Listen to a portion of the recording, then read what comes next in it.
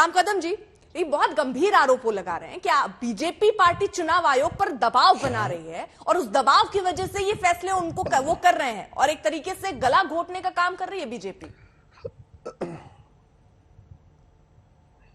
निवेदन केवल मात्र इतना ही है, थोड़ा सा समय दें, क्योंकि इन्होंने भटकाने वाली बातें, गुमराह करने वाली बातें और झूठ बातें, असत्य की कुछ यहां पर बयानबाजी की है।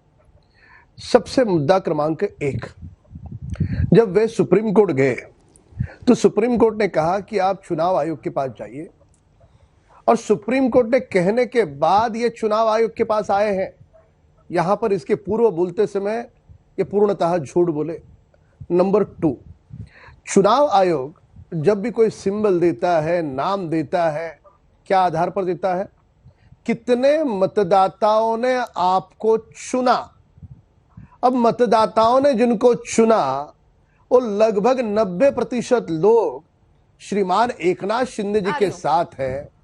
तो सुनने वाले दर्शक बताएं कि चुनाव आयोग क्या फैसला करे, उन मतदाताओं के हित में फैसला करे, या उद्धव ठाकरे अपनी दुकानदारी चला रहे हैं, पिताजी ने बनाया करके बेटे को प्रॉपर्टी जायदाद जा सकती है, पर विचारधारा तो लोगों की होती है ना। कल के डेट में किसी ने कहा कि महाराणा प्रताप सिंह किसी एक घर की जायदाद है, डॉक्टर बाबा साहब अंबेडकर, छत्रपति शिवाजी महाराज क्या एक घर तक सीमित हो सकते? नहीं हो सकते। उसी प्रकार से स्वर्गीय बाला साहब ठाकरे जी की विचारधारा ये एक घर से सीमित नहीं हो सकती। और दूसरी बात, जब चुनाव आयोग हो, ईवीएम हो या कोई और हो, जब इनके पक्ष में फैसले आते हैं तो सब कुछ पारदर्शी।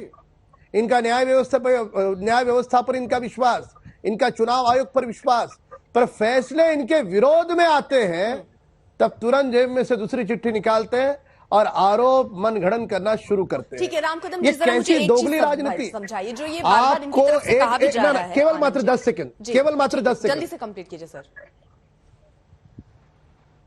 केवल मात्र 10 सेकंड।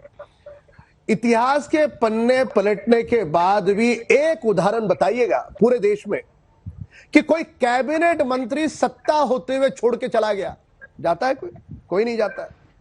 उद्धव ठाकरे मुख्यमंत्री होने के बाद भी उनका कैबिनेट मंत्री तक उनके साथ नहीं रुका। इस बात का चिंतन मंथन करोगे या अभी भी आरोप प्रत्यारोप करोगे? कैसी बचकानी बातें कर रहे हो।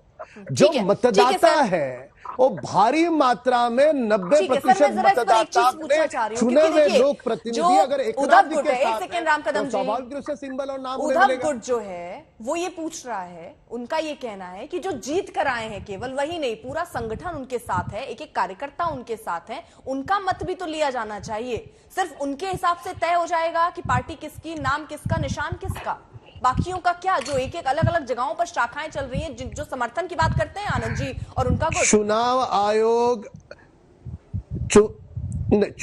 आयोग तुम्हारे पास कितने कार्यकर्ताओं की संख्या है इस आधार पर सिंबल नहीं देता। चुनाव आयोग तुम्हारे कितने बाशिंदे चुनकर आए हैं, उनको कितना वोटिंग मिला है, कितने मतदाता उनके साथ है, उसके आंकड़े गिने जाते हैं। इतना तो कम से कम अध्ययन करके आते उद्धव गुट के नेता। ठीक है आनंद जी, वे स्वयं पत्रकार है, पर यहाँ पे झूठ बातें बोलना उनकी राजनीतिक आवश्यकता है।